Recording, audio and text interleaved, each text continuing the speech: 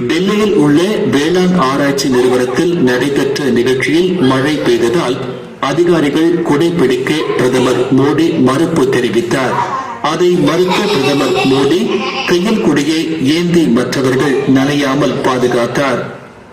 கனமழை பெய்ய வாய்ப்புள்ளதால் திட்டத்தை ஒத்திவைக்க அதிகாரிகள் கோரிக்கை விடுத்த போதிலும் விவசாயிகளின் நலன் கருதி பிரதமர் மோடி அதை ஏற்க மறுத்துவிட்டார்.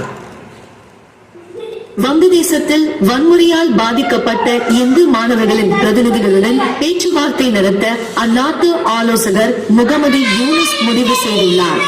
ஷேக் ஹசீனா வங்கதேச பிரதமர் பதவியை ராஜினாமா செய்துவிட்டு நாட்டை விட்டு வெளியேறிய பிறகு இந்துக்கள் உட்பட சிறுபான்மை மக்களுக்கு எதிராக வன்முறை கட்டவிழ்த்து விடப்பட்டது. இந்நிலையில் வங்கதேச அரசின் ஆலோசகராக பதவியேற்றுள்ள முகமது யூனுஸ் இந்துக்கள் மீதான தாக்குதல் குறித்து கவலை தெரிவித்தார். மயிலாடுதுறை மாவட்டத்தில் ஆச்சாள்புரம், பரசலூர் பகுதிகளில் உள்ள சிவலோக தியாகராஜ சுவாமி, வீரகேஸ்வர சுவாமி கோவில்களில் கும்பாபிஷேக விழாவிற்கு புறப்பட்ட தருமபுரம் ஆதீனத்தை வழியெங்கும் மக்கள் மலர் தூவி வரவேற்றனர். ஓராண்டுக்கும் மேலாக சிறையில் இருக்கும் செந்தில் பாலாஜியின் ஜாமீன் மனு மீதான தீர்ப்பை உச்சநீதிமன்றம் தேதி குறிப்பிடாமல் ஒத்திவைத்தது. இந்த வழக்கின் விசாரணையை தமிழக அரசு தாமதப்படுத்துவதாகவும் செந்தில் பாலாஜிக்கு ஜாமீன் வழங்குவது சாட்சிகளுக்கு ஆபத்தை விளைவிக்கும் என்றும் அமலாக்கத்துறை தரப்பில் வாதிடப்பட்டது.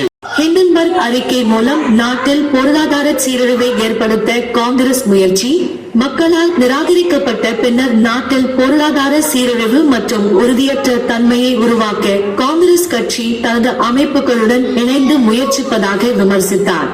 ஏற்கனவே உச்சநீதிமன்றத்தின் கண்காணிப்பில் இருந்த ஹிண்டன்பர்க் செபியின் நோட்டீஸுக்கு பதிலளிக்கவில்லை என்றும் ஆதாரமற்ற குற்றச்சாட்டுகளை மீண்டும் கூறியதாகவும் ரவிசங்கர் பிரசாத் பதிலடி கொடுத்தார்.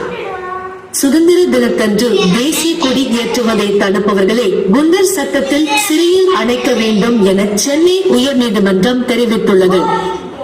தேசிய கொடி பாதுகாப்பு வழங்குவது அவமானம் என்றும் அவர் கண்டனம் தெரிவித்துள்ளார். கொடி ஏற்றுவதை யாராலும் தடுக்க முடியாது என்று கூறிய நீதிபதி, இடையூறு செய்பவர்கள் மீது காவல்துறை நடவடிக்கை எடுக்காவிட்டால் வழக்கு தொடரலாம் என்றும் குறிப்பிட்டார்.